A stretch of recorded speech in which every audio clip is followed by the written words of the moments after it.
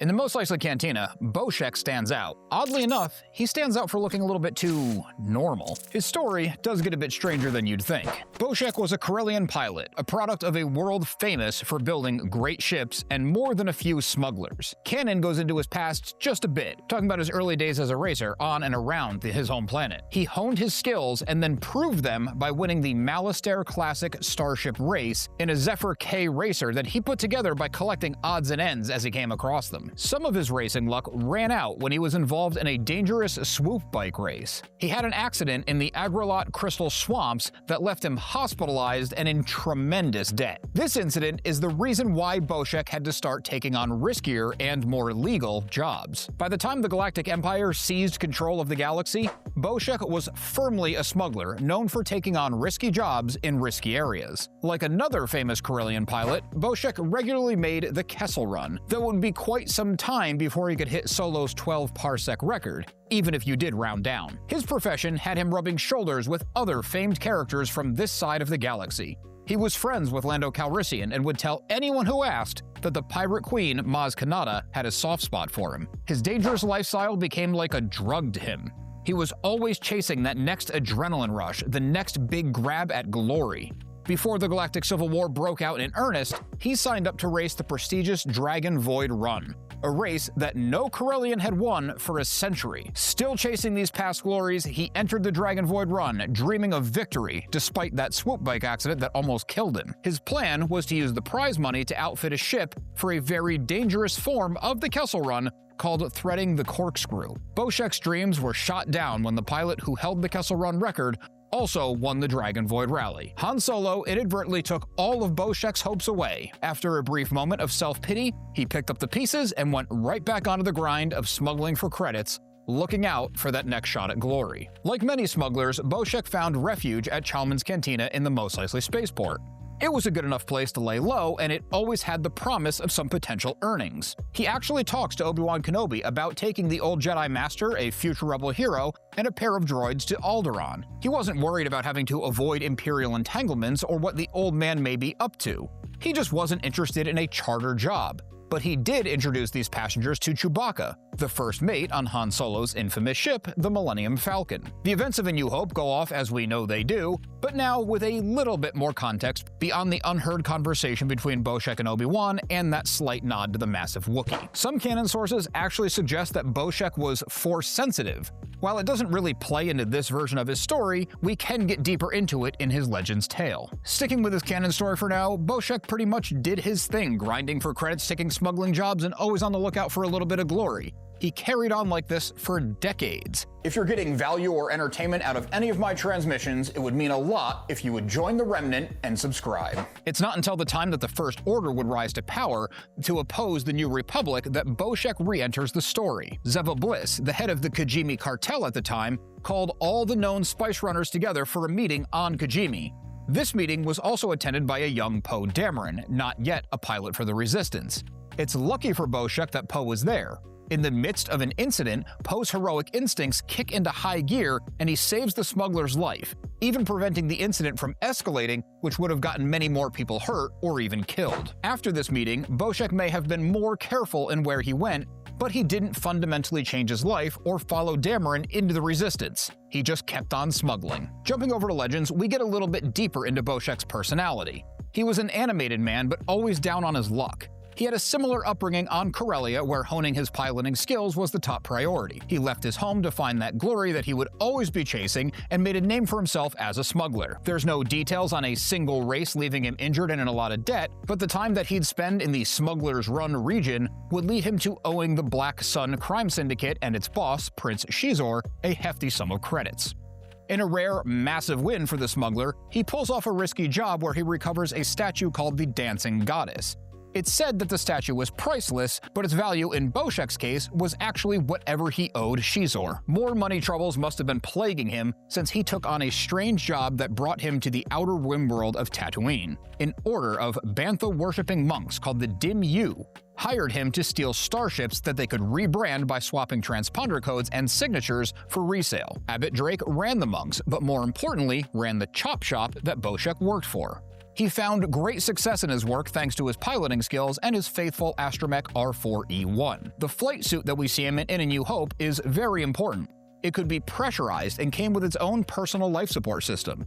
This was crucial since many of the ships that he stole were in a sorry state and couldn't sustain him on long trips by themselves. The small note on his force sensitivity that we talked about in his Canon story shows up here as well. The order he worked for was largely corrupt, but a couple true believers still remained. One of these monks told BoShek of the Force and even helped him to learn to meditate and try to tap into it. He never felt more than some twinges of intuition and didn't pursue further training.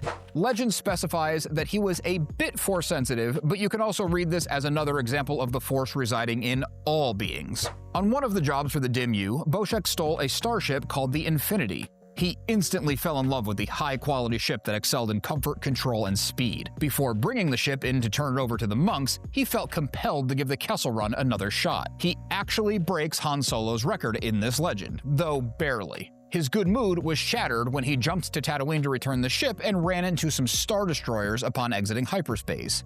He didn't know that these Star Destroyers were looking for the Death Star plans, and ultimately it doesn't matter because they go after him anyway.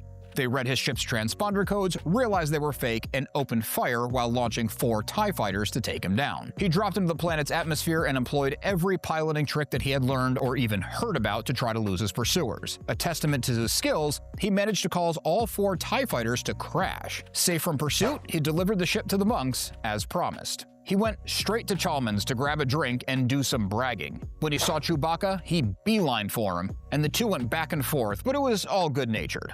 Legends gives us some cool context on the conversation that he has with Obi-Wan Kenobi, where the old Jedi senses the twinge of the Force in BoShek and uses it as an icebreaker. In this continuity, he turns down the job of bringing them to Alderaan because he doesn't actually have a running ship of his own. Obi-Wan would give BoShek some parting words about avoiding the temptation of the dark side and saying that only the pure-hearted could wield the Force successfully. Despite not following up on the training, this advice would sit heavy with the smuggler. Upon leaving the cantina, a stormtrooper grabs BoShek and accuses him of being the pilot who made the 4 TIEs crash earlier that day. Of course, this trooper had no way of knowing who he was looking for, he just wanted to put the blame on somebody. It just so happened that he got lucky and he was actually correct about BoShek being the guilty party. BoShek lied about it, saying he was in the cantina all day. He then took an opportunity to attack the trooper and ran where more troopers gave chase, this pretty much admitting his guilt. He would hide out in an abandoned ship known locally as the Dowager Queen. Nearby, some believers in the Force were preaching to the barely listening passerbys. BoShek disguises himself as one of these and joins them, regurgitating Obi-Wan's wise words. Not really what Obi-Wan intended at all imparting this wisdom, but it did the trick. He kept this up until another distraction gave him an opening to run. He stole a speeder, but was soon stopped at an Imperial checkpoint. His luck held out as blaster fire rang out once again. This was Solo shooting his way out of Docking Bay 94. BoShek promised himself, maybe the galaxy as a whole, the cosmic force, that if the Force could help him now, he would turn over a new leaf. He had seen Kenobi fool troopers at checkpoints earlier in the day. We know it as a Jedi mind trick, and he was able to slip past. The legend reveals this was more of a remnant of Kenobi's successful mind trick, rather than BoShek being able to perform it himself. Either way, it worked, and he stayed true to his promise. He walked away from his life as a smuggler. He would leave Tatooine, as he was now a wanted man, and found honest work on Stoga, a nearby world. He thought a quiet, honest life would increase his connection with the Force. Over time, he felt like the harder he tried, the more the Force eluded him. But he didn't quit. He kept his head down and stayed the course of this new life. Fate, however, would bring him back into a dangerous life. A rebel called Rasha Bex was fleeing her cell after calling out its leader, Garm Bel Iblis, for being too extreme. He would help the woman, and in the course he'd be betrayed by an old friend and almost die a couple times in the process. Eventually, he did get her to her extraction point, but when her contacts showed up, they revealed themselves as Imperial intelligence agents. Reality smacked BoShek in the face. He had just helped an Imperial spy work against the rebellion. BoShek pleaded with Bex to leave the Imperials, but not for the rebellion. He talked of the peaceful life that he found on staying out of things. She ignored the words, at least for now, and BoShek was arrested. In ABY-1, BoShek managed to escape prison. Somewhat unrelated, Bex would leave the Empire, the only relation being BoShek's words and a hint of affection that grew between the two as he so valiantly helped her when they first met. He would actually return to Tatooine after this, a fugitive twice over. He figured hiding in plain sight, right under the Imperial occupation's nose, was the last place that they would look for him. He finds a lost spice shipment and sells it for some credits, which leads him to catching a beating, but he never fully returns to a life of crime. Overall, I find that Legends can get a bit too heavy on every single character having some Force sensitivity, but since the Force resides in all living things, it's easy enough to look past. I do like the extra context we get between BoShek and Obi-Wan. It actually reminds me of the Clone Wars version of Obi-Wan Kenobi, although that show wasn't even a concept for many years beyond these writings. I'm also the first to say that not every background character needs to be directly involved in the story of a primary core trilogy character. It can make the universe feel too small. However, in BoShek's rare case, given his age, home planet, and profession, it actually makes more sense than not that he would know Han Solo. Canon leaves BoShek as a footnote, but Legends fleshes him out. A man always chasing glory, brushing up against destiny, and walking away from everything. In the end, like Jango Fett once said, he was just a simple man making his way in the universe. What do you think of BoShek's story? Which version do you prefer? Let me know in the comments, then check out this transmission next for more Star Wars lore.